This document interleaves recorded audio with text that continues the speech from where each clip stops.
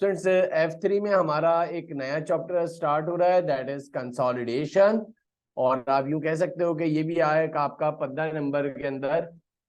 Introduction to company accounts का जो सवाल करवाया था वो, और इसके साथ साथ एक जो है आपका कैश फ्लो, इतना रेयर नहीं है, ये कंपलसरी है, यानी कंसोलिडेशन तो आएगा ही आएगा। सर ये कंसोलिडेशन है क्या, क्या मतलब है, क्या है, क्यों है, कैसे है, कब है? तो इसको तो हम जो है इंशाल्लाह बाद में देखते हैं। अभी जो है आपके पास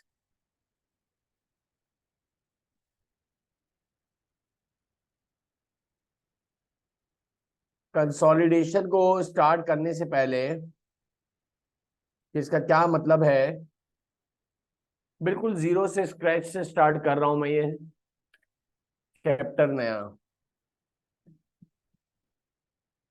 F7 में भी आपको वापस से पढ़ना पड़ेगा ये। हमने रेशियो एनालिसिस कर लिए ना? नहीं, इंटरप्रिटेशन ऑफ फाइनेंशियल स्टेटमेंट नहीं करा। Consolidation,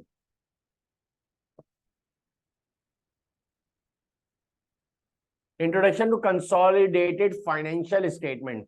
Consolidation means presenting the result, asset and liabilities of a group of companies as if they were one company, as they were, इधर सुनते जाओ जरा। as we probably know that many large companies actually consist of several companies controlled by one central and administrative company. Together these companies are called a group.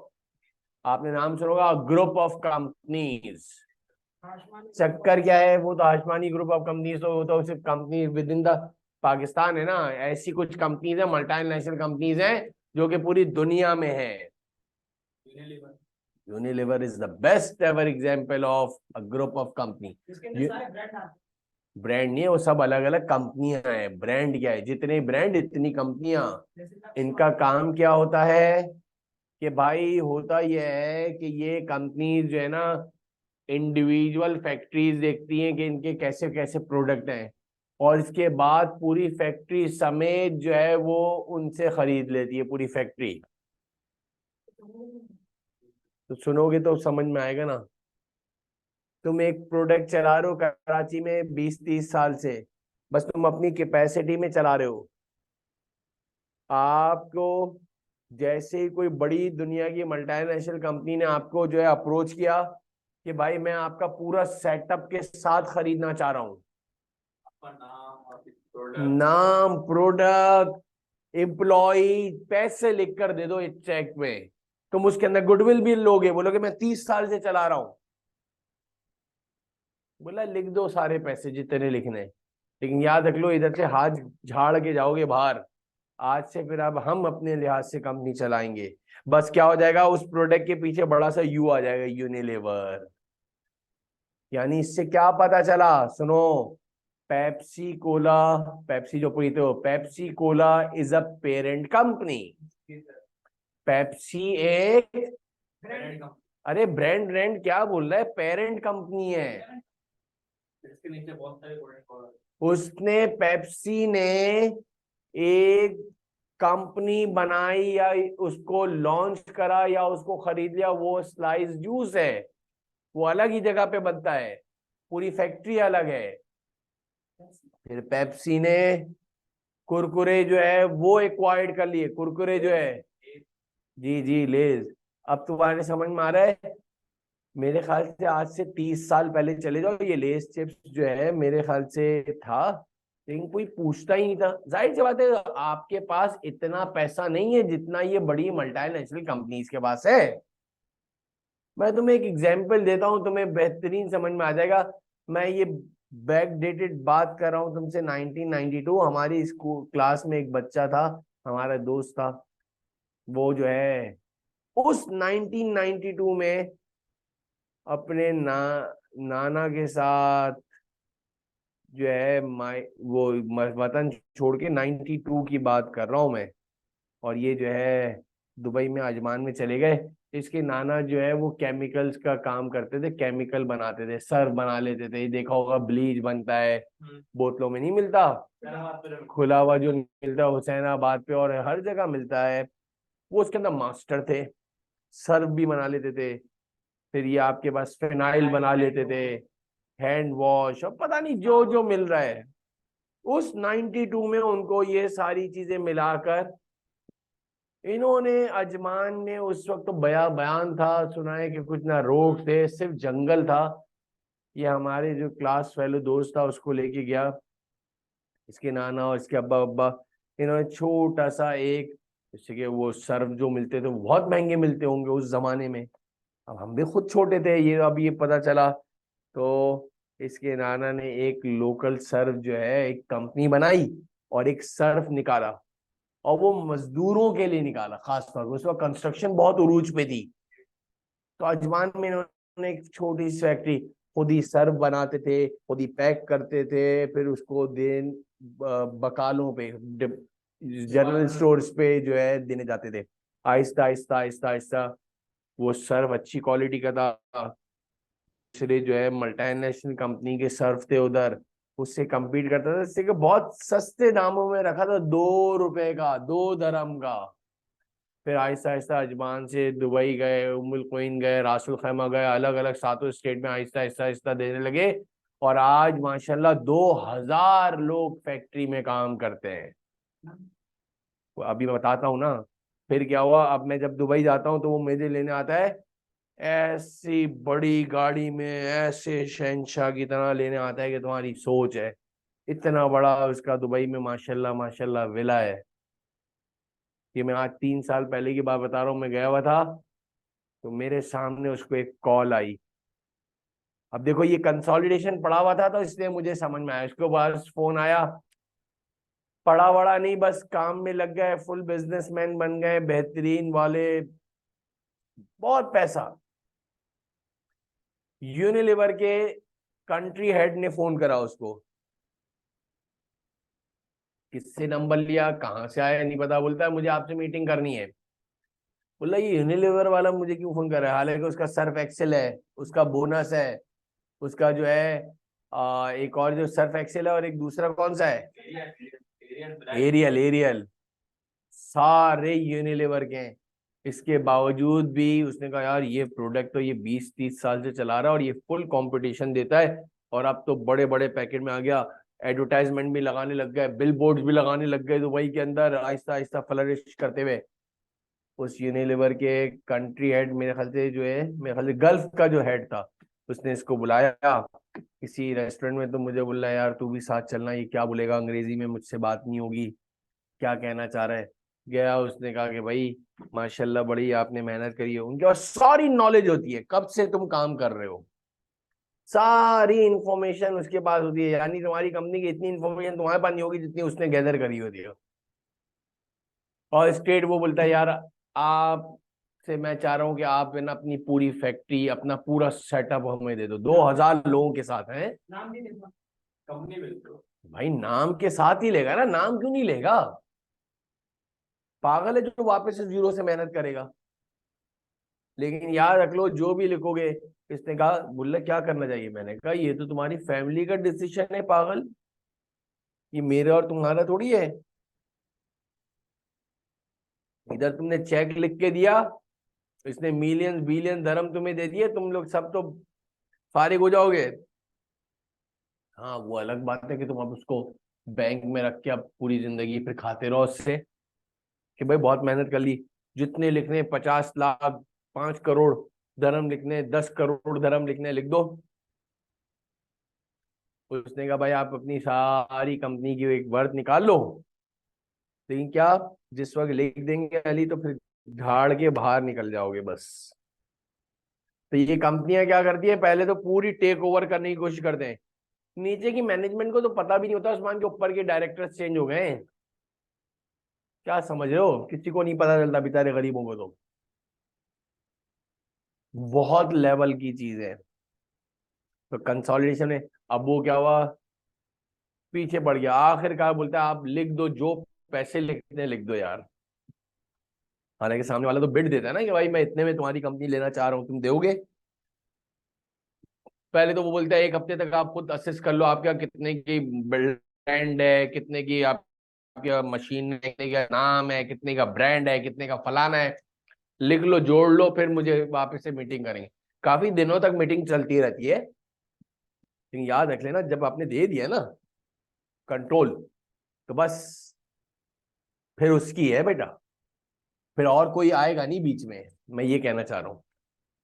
तो consolidation का मतलब क्या है कि ऐसी दुनिया की बड़ी बड़ी कंपनियों ने छोटी छोटी सारी दुनिया की कंपनीज को ले आवा है। एक पेप्सी की एग्जांपल ले लो, कुरकुरे इसके पास है, लेज इसके पास है, स्टिंग इसके पास है। जिस चीज के अंदर भी तुम देखो पेप्सी को लिखा हुआ है, यानी वो उसकी Pepsi Cola is the parent company, और ये सारे इसके बच्चे हैं। सबसे ज्यादा बड़ी कंपनी यूनिलीवर है, 110 कंपनियां हैं, फैक्ट्रियां, 110 बच्चे, मतलब एक 110 बच्चे। सॉरी, इतने सारी कंपनियां कैसे ले ली? पैसे से पैसा बनता है ना, चलते हुए घोड़े पे हाथ रखते हैं। जीरो से कौन बनाए, चलेगा नहीं चलेगा, इसको जाके इसको इतने पैसे दे दिए कि ये ठुस हो गया।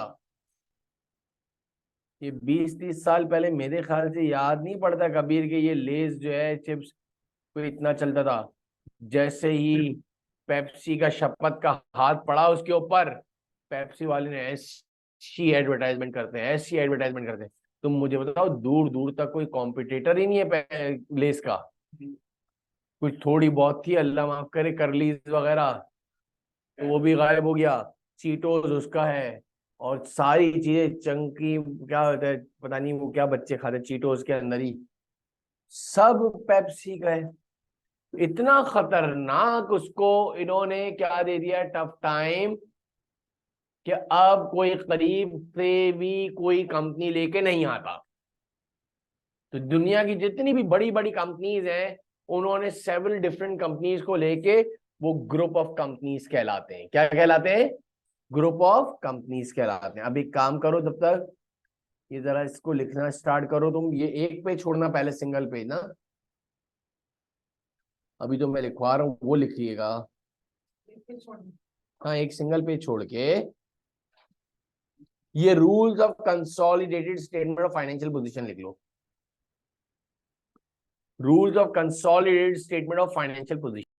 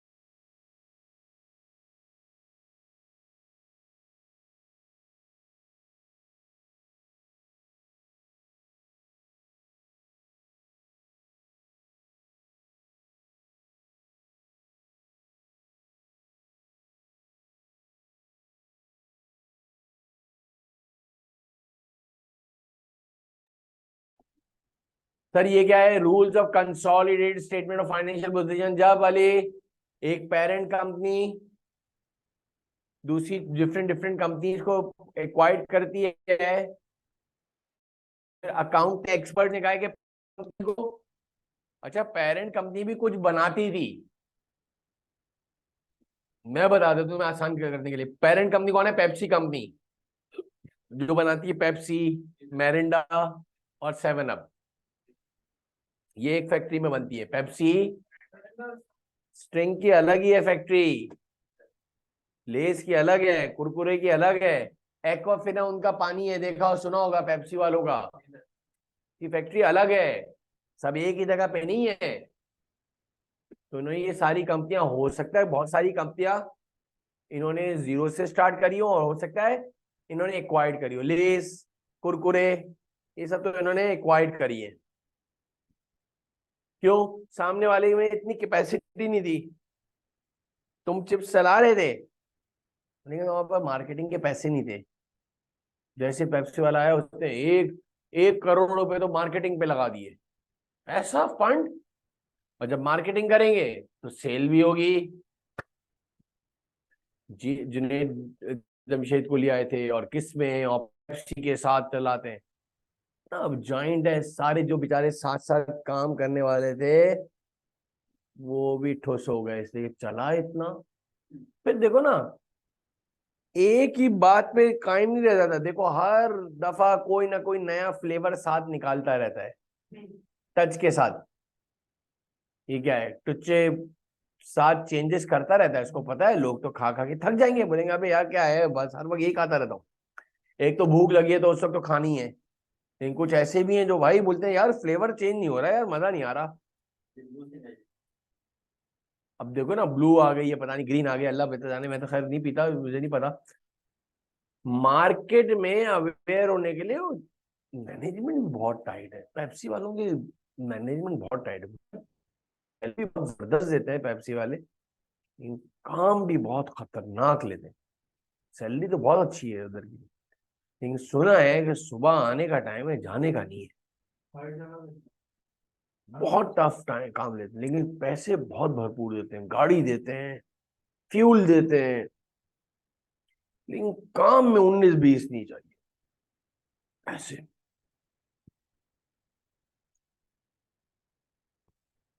कितने लोग हैं इन्होंने पेप्सी के ऑल्टरनेट में डबल कोला और पता नहीं कितनी कितनी कोल्ड ड्रिंक निकाली ब्लैक में, नहीं चल सकती।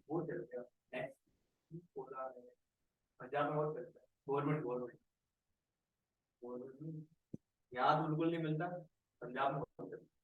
अच्छा मुझे नहीं, गवर्नमेंट यहाँ कभी चला था। हाँ तो मतलब असल में उसको बड़े हाथी के साथ लड़ने के लिए फंड भी तो चाहिए। फिर ऊपर से हर दफा कुछ ना कुछ नया, नई सेलिब्रिटी के साथ नए नए ऐड भी डालता रहता है पेप्सी वाला।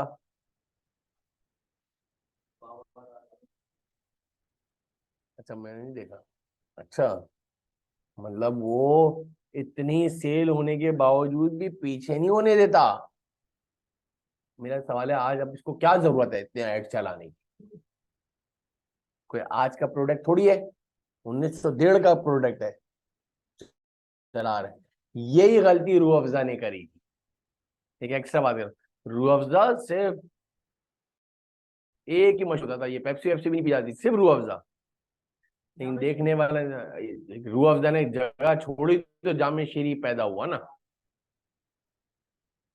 बोलते हैं लोगों के महीने के राशन के साथ रूह अफ़ज़ा आता था, ऐसी सेल होती थी। इतनी नहीं है, नहीं नहीं। वो जो है वो हकीम सईद साहब का इंतकाल हो गया, औलाद उनकी है नहीं, बेटा कोई है नहीं। वो सिर्फ आई थिंक जो है ना, वो जड़ी बूटियों को और अद्वियात बहुत चल, ये नहीं था, ये कुछ भी नहीं है वो जो दिया है। हाँ मुझे पता है, मेरे फैमिली फ्रेंड्स में से जगह मिली, मैं शेरी वाला क्लब घुस गया, करते करते लड़ते लड़ते फिर उसने, देखने वाले भी नहीं थे उसमें, बड़ी चोरी चकारियां हुई, ये वो प्रोडक्ट की क्वालिटी भी खराब हुई। बहुत खराब हुई। मिलाते जा रहे हैं लोग, रूह अफ़ज़ा मीठा ही नहीं हो रहा। जामी श्री आया, जामी श्री ने भी अच्छी खासी मार्केट बना ली है। अब ये हर स्टोर पे नहीं, अब जब इसके अंदर भी इन्होंने कुछ नई ऐड नहीं चलाई और दोनों ही ऐसे थे, पुराने ख्यालात की पुरानी मैनेजमेंट, तो जगह फिर भी मार्केट में था, तो पीछे सनसेप वाला घुसी गया आखिरकार टैंक, खट्टा पानी, इसने जगह बनाई, ये घुस ही गए। वो भी है, लेकिन ये तो अब तो इनको तो कोई जरूरत ही नहीं थी ना, ये तो 40 से भी पहले के। तो कहने का मकसद कि प्रोडक्ट चलाने के बाद अपडेटेड भी रहना है साथ साथ, हर थोड़े थोड़े दिनों बाद। देखो पेप्सी कितनी हैवी जो है, हालांकि उसका कोई करीब, सब ये कहानियां है, सब कहानियां हैं, यूं कर दे तो छोटी कर दे तो बड़ी कर दे, तो कभी यूं कर दे। अब और मजीद स्ट्रॉन्ग, क्या स्ट्रॉन्ग मुझे बता, कहानियां। पेप्सी तो पेप्सी रहेगी ना, तेजाब भर के दे देगा स्ट्रॉन्ग है, बोल दो क्या है, कुछ होता थोड़ी है। Barrel add all the assets and liabilities as if they were one company. Cancellation of like items. Second क्या है point? Cancellation of like items. Interrupt.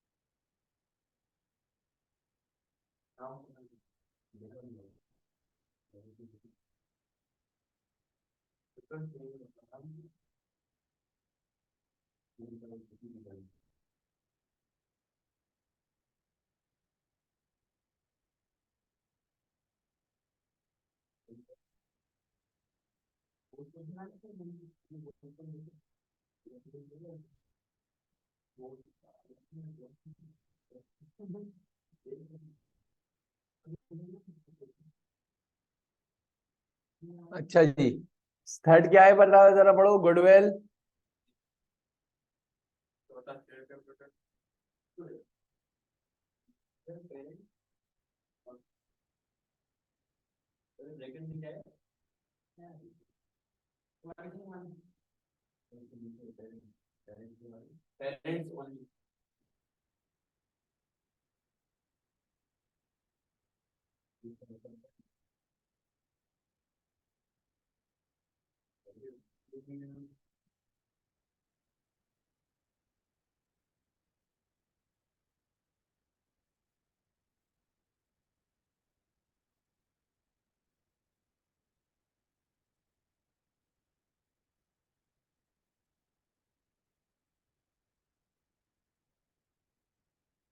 पहला क्या है, add all the as if they were. दूसरा क्या है, cancellation of. क्या होता है, क्यों होता है, कैसे होता है, अली बात की बात है। तीसरा क्या है, जल्दी पढ़ो। गुडविल, इसके आगे क्या लिखा है, वर्किंग। फिर क्या लिखा है, आगे ब्रैकेट में लिखो, सबके पीछे रीजन है, हाँ क्या लिखा है। फिर क्या लिखा है, शेयर प्रीमियम। फिर क्या लिखा है, consolidated revaluation, consolidated retain earning working 2, consolidated revaluation reserve working 3, और फिर हाँ बेटा बोलो बोलो। जो कंपनी के बेच के जाएगी वो कुछ नहीं बनाएगी। हाँ? जिसने बेचा है, जिसका पहले था, वो कुछ अकाउंट नहीं बनाएगा। अरे भाई बेच तो रहे नहीं है ना, मैं तो एक एक्स्ट्रा बात कह रहा हूँ। तुम्हारा ये सवाल थोड़ी है। हमने वो कंपनी एक्वायर्ड कर ली है। उसकी तरफ से कुछ नहीं करेगा, उसकी तरफ से आपने कुछ खरीदा, उसने बेचा कुछ खरीदा। बोल रहे हैं जिससे हमने खरीदा है, पैसे दिए इसको हमने, वो क्या करेगा फिर? हमारा क्या मसला है? लेकिन आपको अभी तक सवाल ही नहीं समझ में आया। मेरा ये तो है ही नहीं चैप्टर। हमने किसी कंपनी को एक्वायर्ड करा, तो हमने किसी कंपनी को खरीदा है, तो हम कौन है? पेरेंट कंपनी है। अब पेरेंट कंपनी को 1 साल गुजर गया वो कंपनी लिए हुए, अब हम उसको चला रहे हैं। नहीं आई उस्मान समझ में? तो अब 1 साल के बाद दोनों की मर्ज करिए। इधर सुनो, हमें 1 साल के बाद पेरेंट पेरेंट बना रहा है पेप्सी, और हमने किसको एक्वायर्ड करा? लेज। तो दोनों की मिलाकर, दोनों की हमने ये कंपनी एक्वायर्ड कर लिया, अब हम चला रहे हैं। तो 1 साल के बाद उस्मान दोनों की मिलाकर एक इनकम स्टेटमेंट बनेगी, कंसोलिडेटेड। जी जी जी। और एक बैलेंस शीट बनेगी, इसका नाम है consolidated statement of financial position. लेकिन इसका कतई मतलब ये नहीं है, इसका क्या, इसका कतई मतलब ये नहीं है कि अपने सेपरेट अकाउंट नहीं बनाएंगे। ये अपने सेपरेट अकाउंटिंग अलग कर रहा होगा, उधर भी अकाउंट डिपार्टमेंट होगा। नहीं नहीं सुन तो लो, और उसका भी सेपरेट वो अकाउंटिंग कर रहा होगा। 3 साल के बाद जो मर्ज करेगा वो पेरेंट कंपनी का अकाउंट डिपार्टमेंट करेगा। उससे सारे सबकी इनकम स्टेटमेंट ले लेगा और उन दोनों को हर कंपनी से मर्ज करके एक बनाएगा, और वो शेयर होल्डर्स को पेश करेगा।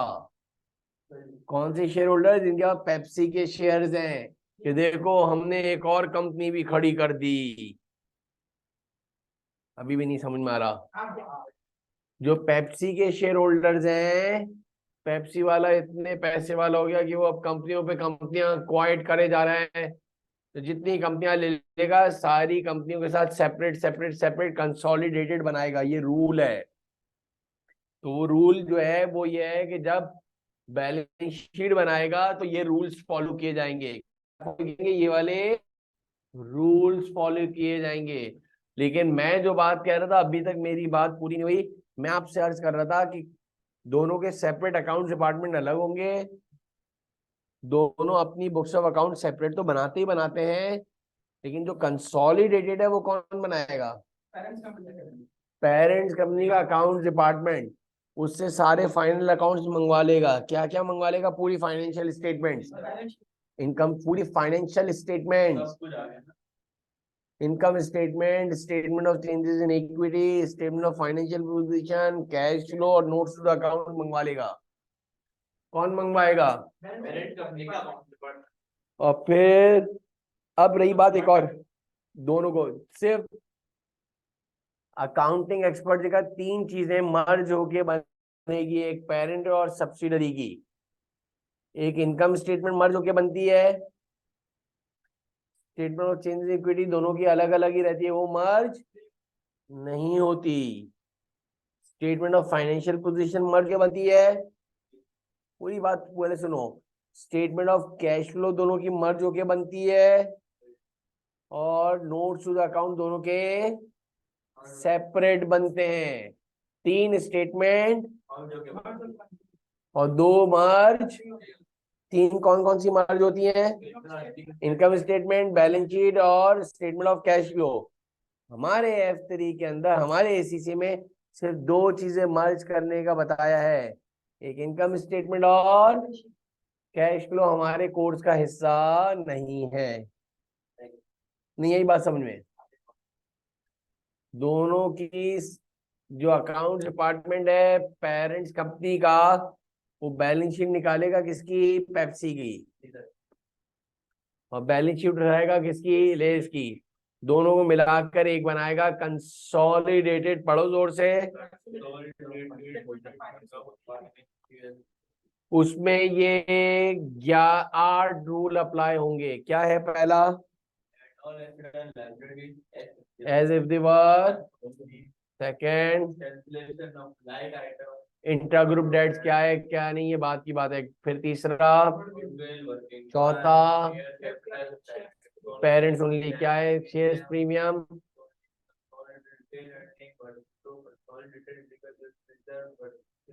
NCI share. 4 वर्किंग सीखनी है, 4। बात की बात है, बहुत ही इंपॉर्टेंट चीज। अब आ जाइए जरा सा एक और बात। एक पेरेंट कंपनी ने किसी दूसरी सब्सिडियरी कंपनी को एक्वायर्ड करा। मैं अली के पास गया, मैंने कहा भाई अली आप अपनी कंपनी दे दो। अली ने कहा माजरत कर ली, नहीं सर हमारा खुद का बिजनेस है, हम जितने में खुश हैं अल्हम्दुलिल्लाह। कंपनी बोल रहे भाई तुम अपनी पूरी कंपनी दे दो मुझे। सर हमारे फैमिली का डिसाइड हुआ है कि नहीं, हम नहीं देना चाह रहे, हम खुद ही चलाते रहेंगे। देख लो बहुत बड़ी अपॉर्चुनिटी मिस कर रहे हो। जितने पैसे बोलोगे मैं दे दूंगा, जितनी मेहनत करी है सब बराबर हो जाएगा। अच्छा कुछ लोगों को ऐसा, बड़े दिल गुर्दे वाले होते हैं ये भी। दुकान पूरा सेटअप लगाया, चलाया, और फिर पूरे सेटअप समेत बेच दिया, और फिर बोला अब मैं वापस से जीरो से कोई नया काम शुरू करूंगा। दिल गुर्दा है, हिम्मत की बात है उसकी। वो तो अब उसकी बात है ना, उसकी हैबिट में है, उसको यूज टू होगा, उसकी पीआर होगी। लेकिन जब वो बेच रहा होगा तो ठीक ठाक गुडविल भी तो ले रहा होगा। नहीं आ रही बात समझे? पहली बात है कि वो प्योर उसका डिसीजन है कि दे या।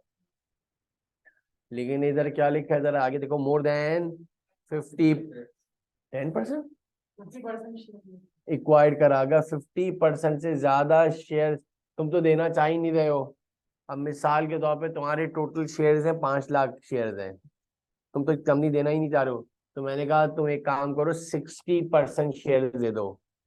ये भी मेरा खुद नहीं, तुमने 60% पे गुडविल भी ले लो क्या है, लेकिन हाँ याद रख लो 50% से ज्यादा अगर मेरे पास शेयर्स आए तो आप, मैंने आपकी कंपनी एक्वायर्ड कर दी है, तो सर फिर क्या होगा, वो आपको एक नई अब कहानी दे रहा है। पहले तो बोल रहा था 100% दे दो, पैसों की तो कोई कमी नहीं है, लिख दो जितने लिखना है। तुम बोले नहीं सर सॉरी, तो बोले चलो अच्छा अली देख लिया, अली तो नहीं देने वाला, अली से लेनी भी है कंपनी। अच्छा अली एक काम करो 60% शेयर दे दो, 40% तुम्हारे रहेंगे। तो सर फिर क्या होगा, देखो हम तुम्हारी कंपनी ले लेंगे, हमारे पास बड़ी खतरनाक मैनेजमेंट है, उनको चलाना आता है बिजनेस, हम एडवर्टाइजमेंट करेंगे फलाना ढिमाका, हम चांद तक ले जाएंगे तुम्हारी कंपनी को। फिर वो जितना भी कमाएगी कयामत तक उसका 40% तुम्हें प्रॉफिट मिलता रहेगा। लेकिन याद रख लो ऑपरेशन में कर देखूंगा, फाइनेंशियल स्टेटमेंट टेक ओवर मैंने कर लिया है। पहले तो 100% दे दिया, वो उसी वक्त फैसला हो गया फुल एंड फाइनल। अरबों रुपए ले लिए, अरबों रुपए लिए, खलास।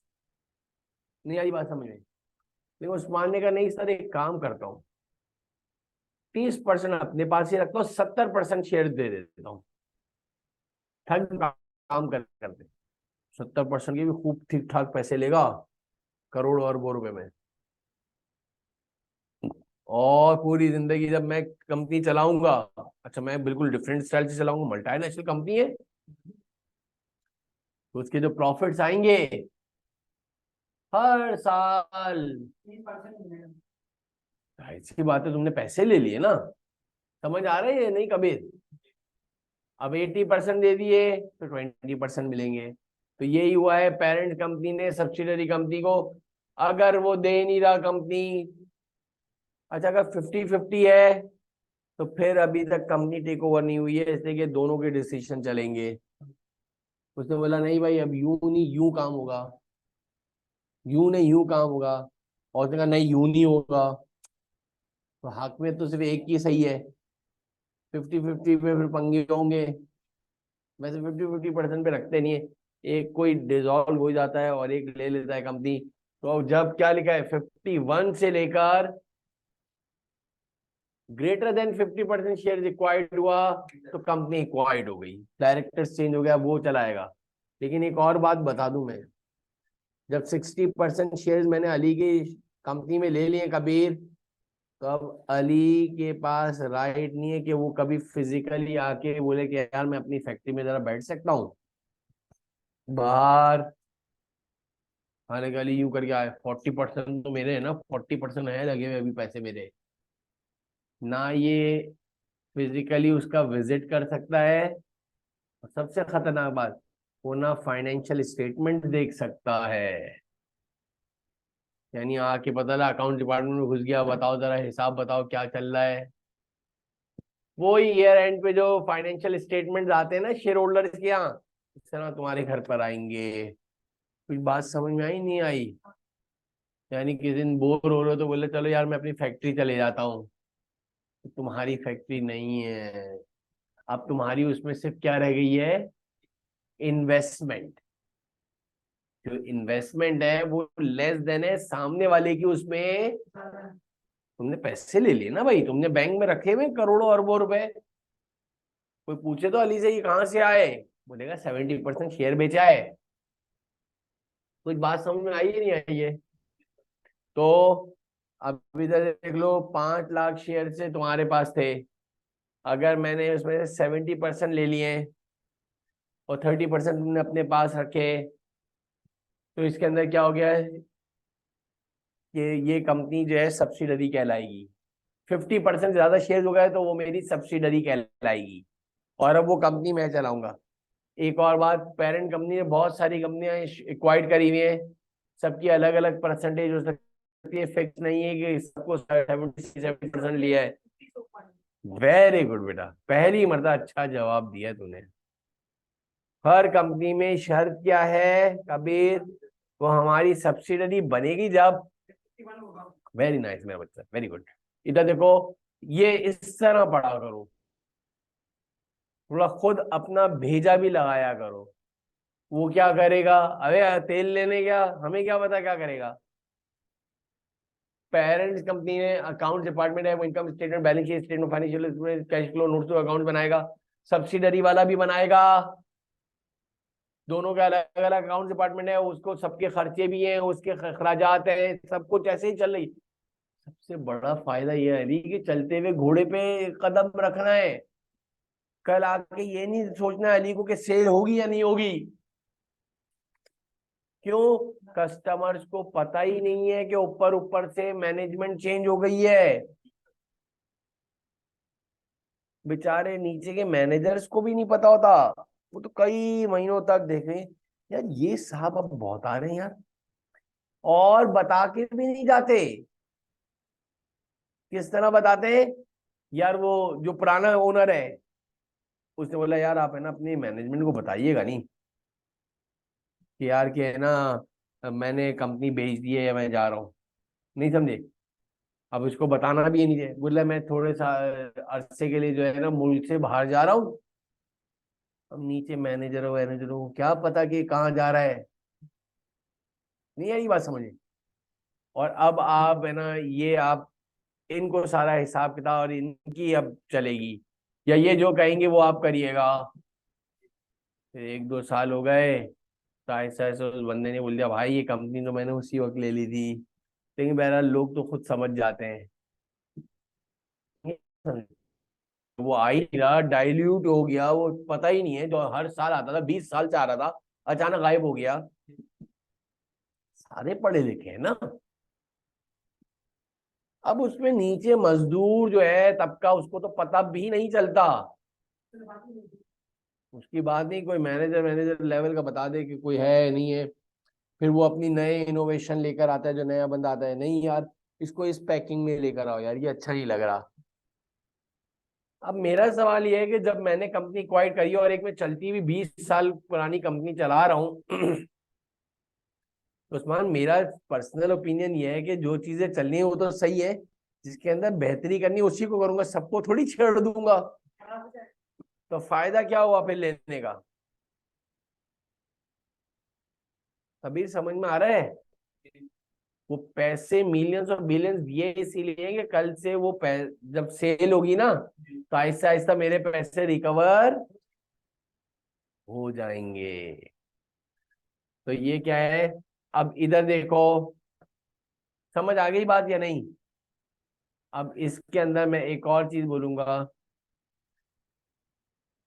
एक बहुत अच्छे सवाल है। There are two companies, there are pleasant and, पढ़ो भाई, प्लेजेंट एंड, प्लेजेंट का मतलब पेरेंट कंपनी और स्वीट का मतलब सब्सिडरी। प्लेजेंट ओन, लिखा हुआ आता है percentage, pleasant own 80% in sweet limited. Pleasant has a, pleasant है कौन भाई? प्लेजेंट, तुम पेरेंट और सब्सिडी याद करोगे तो आसानी हो जाएगी। ऐसे ऐसे नाम देगा कंपनियों के, तुम घूम जाओगे। कौन पेरेंट्स है और कौन सब्सिडी? जी मैं तो एक्वायर्ड से, हाँ पता चलता है, लेकिन आसान ये है कि पेरेंट और सब्सिडी बोलो तो जल्दी से हो जाता है। पेरेंट के पास एक हेड ऑफिस बिल्डिंग है, कितने की? 1 लाख। अच्छा, पेरेंट ने सब्सिडी को कितना परसेंट एक्वायर्ड करा है? तो वो तो सब्सिडी तो कहलाएगी ना, जाहिर सी बात है 50% से ज्यादा है। और जरा सुनो, स्वीट के पास एक फैक्ट्री थी, सब्सिडरी के पास फैक्ट्री कितने की है? Remember that consolidation means the result of two और more companies as if they were, you are all add together the head office building and the factory. बताओ हेड ऑफिस कितने का था, बिल्डिंग कितने की थी, फैक्ट्री, दोनों को ऐड करो। इसका नाम है कंसोलिडेटेड नॉन करंट एसेट्स। और ये तो बहुत ही बच्चों वाला है। ये 80,000 ऐड किया, क्यों? 80% था। वेरी गुड, मुझे यही पता था यही कहोगे कि सर 80,000 रुपए को क्यों लिया, 80,000 का हम 80% लेंगे। बेटा जब हम एक्वायर्ड करेंगे, जब हम क्या करेंगे, एक्वायर्ड करेंगे तो नॉन करंट एसेट पूरा लिखा जाएगा। ये कैसी बेवकूफी वाली बात है? मैंने फैक्ट्री एक्वायर्ड करी 80%, अब तुम बोलो सिर्फ 80% फैक्ट्री में घूमिएगा, 20% में नहीं घूमिएगा। मतलब सिर्फ प्रॉफिट में उसका परसेंटेज है। हाँ, बस बाकी 100% आ जाती है परसेंट खाली नाम के 80% वाला ये पूरे 100%। फिजिकली में। बुक्स में तो, प्रॉफिट में तो 20% देना पड़ेगा। अगर 80,000 प्रॉफिट होता है उसकी जगह 80% इस्तेमाल करते हैं। हाँ, प्रॉफिट का तो इधर कहानी है, मतलब नॉन करेंट एसेट पूरी 100% ही लोगे, बिल्कुल सही कह रहे हो। समझ में आगे बात?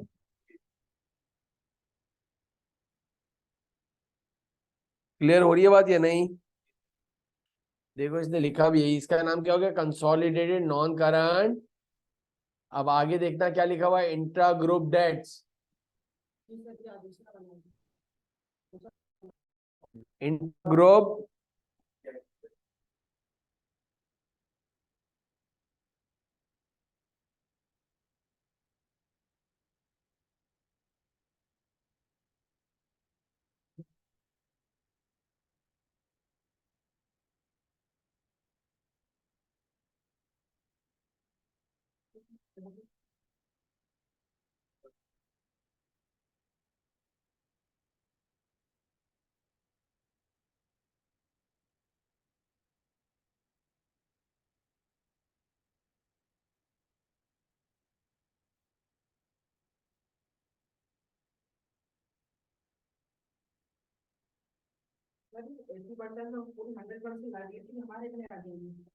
अभी सब आ जाएगा समझ में।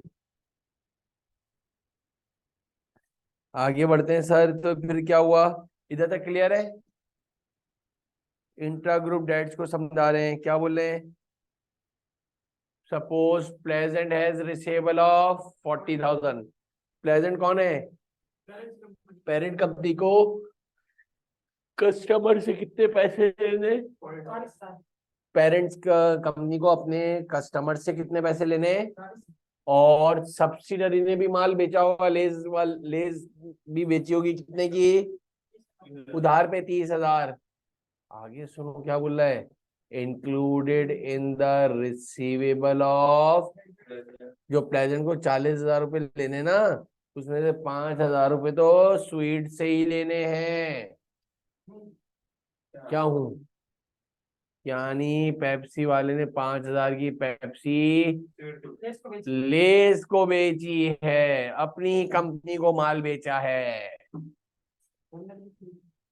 सर कुछ समझ नहीं आया, इधर सुनो भाई, कोई बताएगा? इधर सूख से कह रहा हूं, पेरेंट कंपनी कौन है? पेप्सी। सब्सिडी कौन है? तुम बोलो पेप्सी वाले को कह रहा है कि मुझे लेस से भी पैसे लेने। भाई क्यों लेने? इसने सोचा यार लेस चिप्स तो देने जा ही रहे ना हर एक को, तो एक काम कर लो के साथ जहां जहां पे तुम लेस बेचो ना, तो हमारी पेप्सी भी पहुंचा देना। नहीं यही बात समझ में? तो खरीद लियो, कौन सा खुद पीने के लिए थोड़ी ली है, उसने भी आगे बेचने के लिए ली है। खरीद लिया ना, किसके साथ अच्छा रहेगा। बिल्कुल।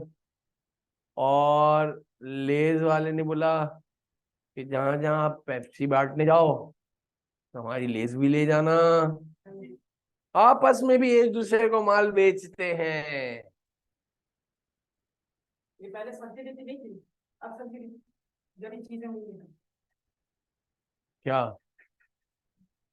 कंपनी हमने अभी एक्वायर्ड करी है? पहले ही क्या था? बोले कि माल हमने बेचा है, 12 घंटे पहले बेचा है, 12 घंटे बाद। एक्वायर्ड करने के बाद की बात हो रही है, पहले का तो कुछ पता ही नहीं हमें कौन था। हमें तो जिंदगी ख्वाब ख्याल में नहीं था कि हम कभी ये कंपनी ले लेंगे, तो हमने इत्तेफाक के ले ली। पहले ही कहाँ से बातें ला रहा है? एक्वायर्ड करने के बाद की बात बता रहा है वो। तो मुझे बताओ, डू वी सिंपली ऐड 40,000 किसके थे? पेरेंट के थे। हाँ भाई उस्मान, और सब्सिडरी के कितने थे? 30,000। अगर तुमने 40 + 30 करा 70,000, तो ये बिल्कुल जीरो मिलेगा, क्योंकि 5,000 रुपए इंट्रा ग्रुप डेट से जो आपस में ग्रुप के पैसे हैं। ग्रुप कौन कौन आता है? Parent plus subsidiary, parent plus subsidiary, यूं बोलो तो ग्रुप के पैसे हैं। तो अकाउंटिंग एक्सपर्ट बोलते हैं कबीर, ग्रुप के जो पैसे हैं उससे कोई सरोकार नहीं है। तो किस तरह करोगे जरा देखो, 40,000 रुपए किसके थे? पेरेंट के थे। उसमें से 5,000 रुपए अपनी ही कंपनी से लेने थे, तो 5,000 माइनस करोगे उस्मान, तो कितना हो गया? 35 हो गए। 40 में से 5 अपने जो अपनी से लेने हैं वो माइनस कर दो, और 30 उसके थे, तो कितने हो गए? लेकिन एक बड़ी शानदार बात बताऊं, कंप्लीट करने दो इसके बाद। ये समझ में आ गया? 65,000 का नाम तो बताओ। Consolidated account receivable. जब पेरेंट ने सब्सिडरी को माल बेचा है उधार, तो जब मैंने उधार बेचा है तो मेरे बुक्स में रिसीवेबल लिखा है, तो उसकी बुक्स में क्या लिखा होगा? अब सुनिएगा, suppose further that pleasant has payable of, pleasant कौन है? ये बंदा है। And subsidiary sweet has a payable of, ये स्वीट कौन है? सब्सिडरी ने किसी से उधार माल खरीदा होगा लेस के लिए, आलू लिए होंगे, कुछ लिए होंगे, इंग्रेडिएंट लिया होगा, केमिकल लिया होगा, तेल लिया होगा। We already know that 5,000 of sweets payable is the balance owed to, ये जो 45,000 रुपए हैं, 5,000 रुपए उसको पेरेंट को देने हैं। तो अब इसको क्या करोगे? पेरेंट कंपनी के कितने थे? 50,000 थे, एज इट इज लिखा है देखो। और उसके 45 में से इंट्रा ग्रुप डेट माइनस करोगे 40, तो ये हो जाएगा 90,000 का नाम क्या है? अब लास्ट बात सुनो, पूरी जिंदगी जब भी कंसोलिडेशन पढ़ रहे हो, जब पेरेंट कंपनी सब्सिडरी को माल बेचेगी उधार में, तो एक के रिसीवेबल से इंट्रा ग्रुप डेट्स हो गया है, तो लाजिम लाजिम पेबल से भी करना पड़ेगा। रिसीवेबल से जब एडजस्ट करेगा, इसने लिखा है ना, ये देखो क्या लिखा लिखा हुआ है जरा पढ़ना। So far we have established that consolidation means adding together any item that are in the interest of the group back to the company only owns 80%. Should we not then add present asset and liability to? बोला अगर ऐसा होता तो हम सिर्फ 80% तक add नहीं करते, लेकिन हमने पूरा पूरा ऐड करा। उसकी बिल्डिंग ₹1,00,000 की थी और उसकी फैक्ट्री 80,000 की थी, दोनों को ऐड करा तो कितना बना? उसका नाम क्या था? अभी तक 3 चीजें बताइए कभी मैंने। Consolidated non current assets, consolidated account receivable, consolidated accounts payable. समझ आई बात या नहीं बेटा? पहले तो ये बताओ। अब देखो एक और चीज,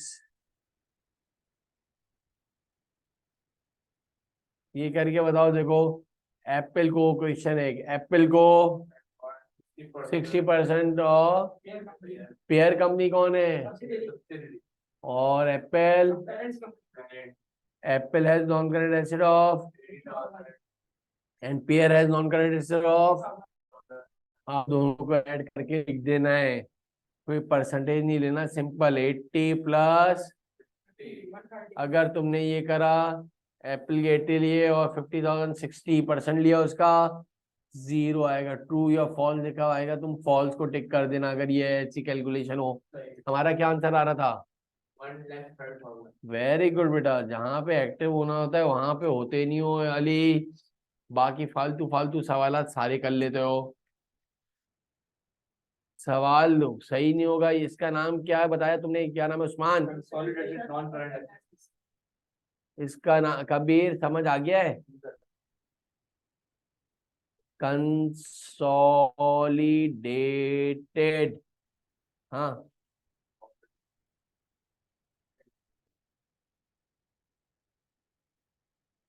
नॉन करंट, जरा इसका जवाब दो। ये फॉल्स हो गया। ये क्या हो गया अली भाई? ये क्या हो गया है? क्योंकि इसने नॉन करंट एसेट की परसेंटेज ले ली है।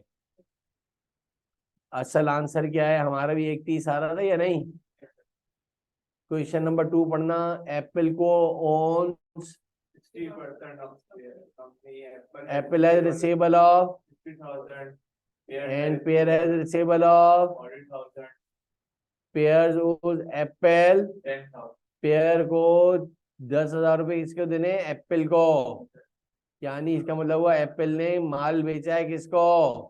तुम्हें समझ ही नहीं आ रहा? पेरेंट ने माल बेचा है उधार, कितने का? 10,000। अब मुझे बताओ, पेरेंट के कितने थे? 60,000 थे। उसमें से उसको लेने थे किससे? माइनस कर दिया, 50 हो गया। और सब्सिडरी को कितने लेने थे? दूसरे लोगों से। क्या नाम है? Consolidated account receivable. समझ में आ रही बात? 90। ये पढ़ना। दूसरा एप्पल को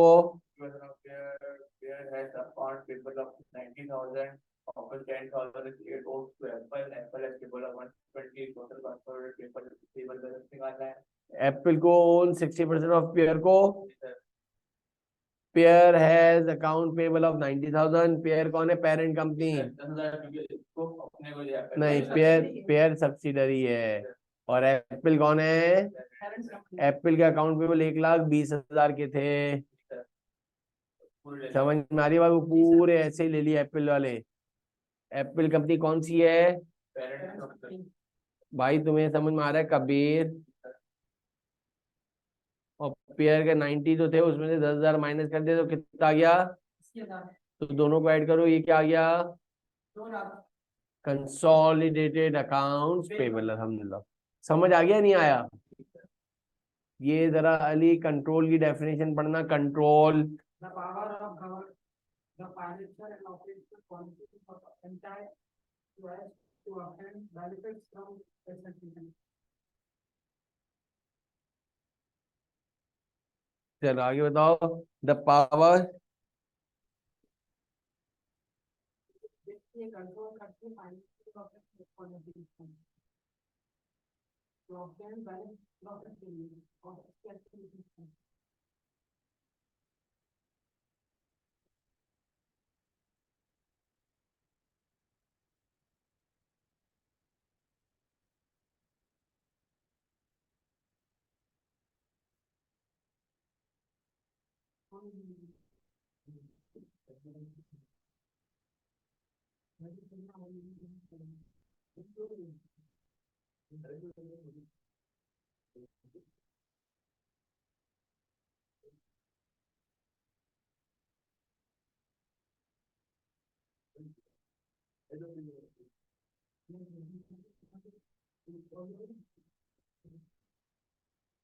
डन है बेटा?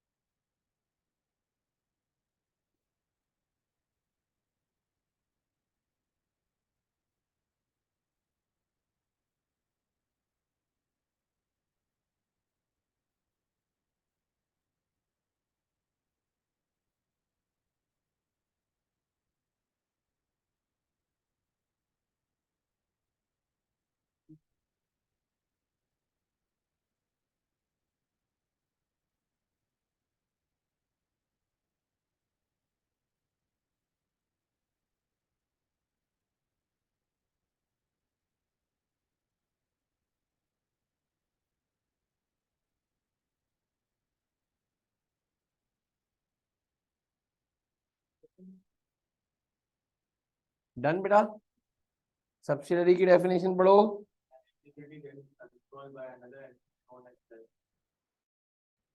सही, आगे।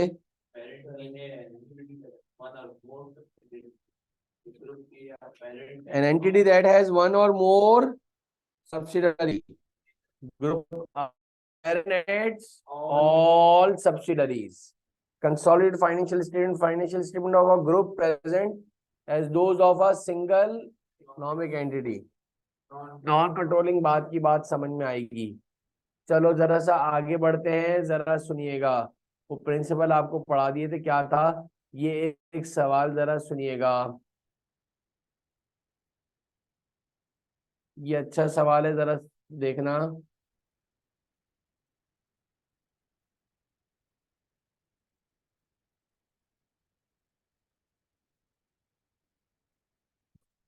देखता हूं कितना समझ में आया। इधर देखो भाई, पेरेंट को हैज जस्ट बॉट 100% शेयर ले लिए। कबीर, ये पेरेंट कंपनी की एक छोटी सी फाइनेंशियल स्टेटमेंट बनी हुई है, यानी कि बैलेंस शीट दी हुई है लेफ्ट हैंड पे, और राइट हैंड पे उस्मान सब्सिडरी की इंडिविजुअल क्या दी हुई है? उस्मान जरा एक्टिव रहो। Statement of financial position in balance sheet दी है, और बोल भी रहा है पेरेंट ने सब्सिडरी को, पेरेंट ने वेरी गुड बेटा 100% एक्वायर्ड करा है। क्या करा है? 100%। जरा रूल सामने निकालो, रूल सामने निकालो, जो अभी तुमने 8 रूल लिखे हैं।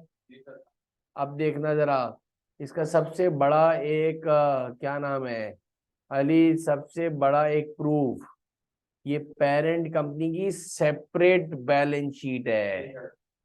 यानी पेपर में ये पता चल गया कि डेटा क्या दिया होगा, एक पेरेंट की क्या दी होगी और एक, वेरी गुड, दोनों को मिला के तुम क्या बनाओगे?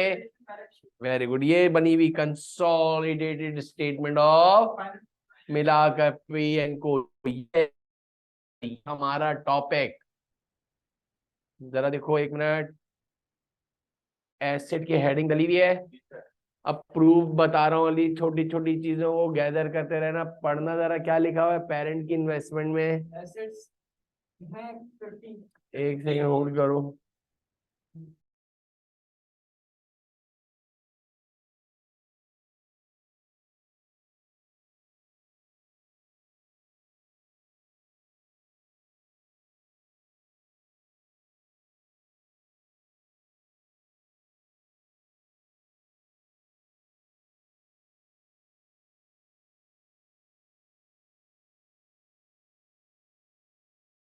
अब मुझे बताओ, पेरेंट कंपनी के स्टेटमेंट ऑफ फाइनेंशियल पोजीशन में इन्वेस्टमेंट सब्सिडरी लिखा हुआ है? कितना लिखा हुआ है? और मैंने बाकायदा तुम्हारे लिए एक एरो बनाया है। क्या बनाया है? और एरो में इधर क्या लिखा हुआ है? Share capital. अगर इन्वेस्टमेंट इन सब्सिडरी मतलब ये वैसे ये खरीदने के लिए बराबर हो जाए शेयर कैपिटल ऑफ, इधर देखो ना, मतलब 100% तो इसका मतलब है 100% एक्वायर्ड कर लिया। तुम्हारे सब्सिडरी के शेयर्स कितने थे? 50%। 50। और इन्वेस्टमेंट भी कितनी करी है? पूरी करी है। मेरी बात समझ रही है नहीं?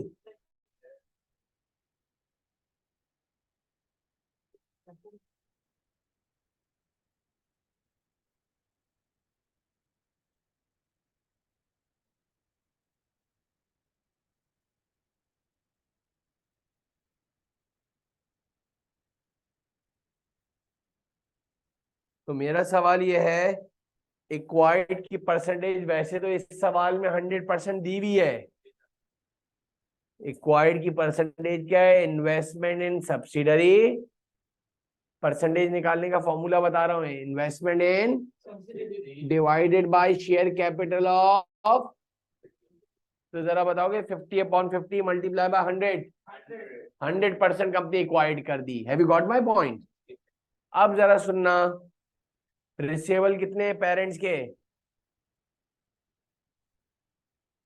पेरेंट्स के पेरेंट्स के रिसीवेबल कितने के हैं? और सब्सिडरी के रिसीवेबल?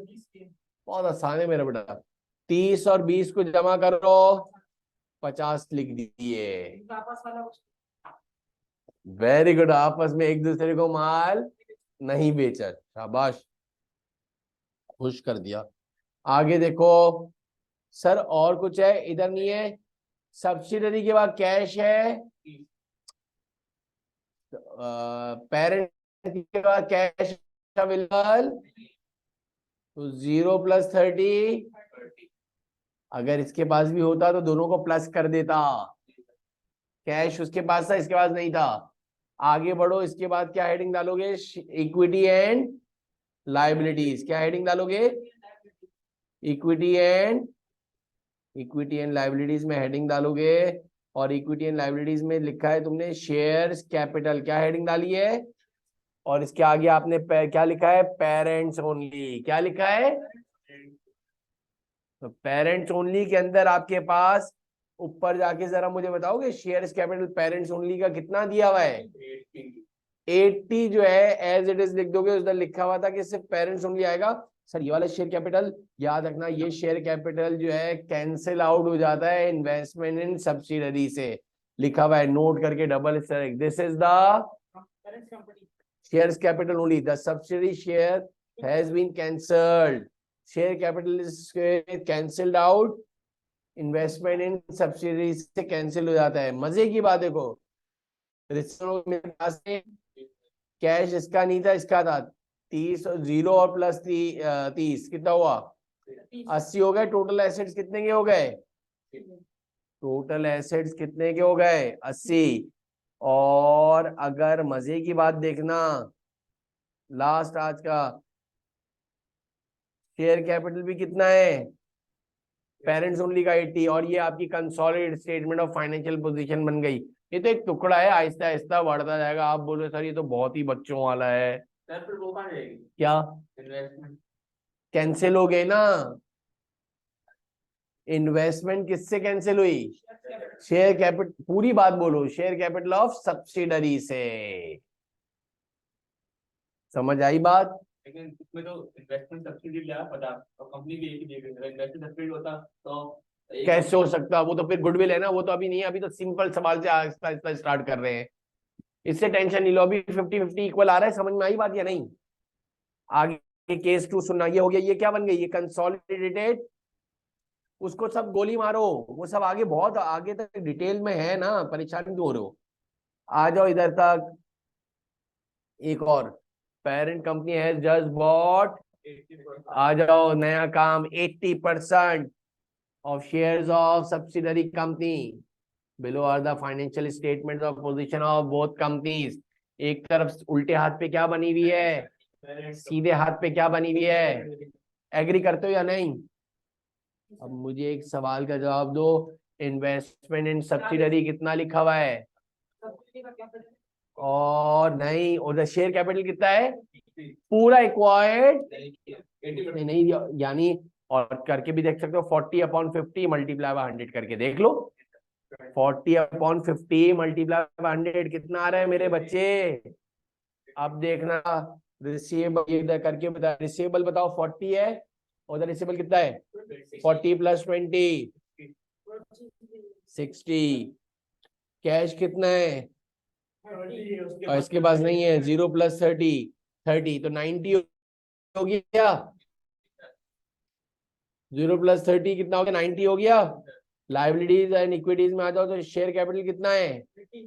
सिर्फ पेरेंट्स ओनली का लिखा जाता है, शेयर कैपिटल किसका लिखा जाता है? अब देखो 80 आया तो सर टैली नहीं है, ऊपर तो टोटल एसेट कितने के 90। 10 जो है वो क्या लिखा जाएगा? Non controlling interest. सर ये 10 कहां से आया? इन्वेस्टमेंट कितनी करी है और शेयर कैपिटल कितना है? यानी 10 रुपए कोई और कंपनी के ओरिजिनल ओनर्स के पास मौजूद है, उसने पूरा शेयर है, तो वो एनसीआई के नाम से लिखा जाएगा,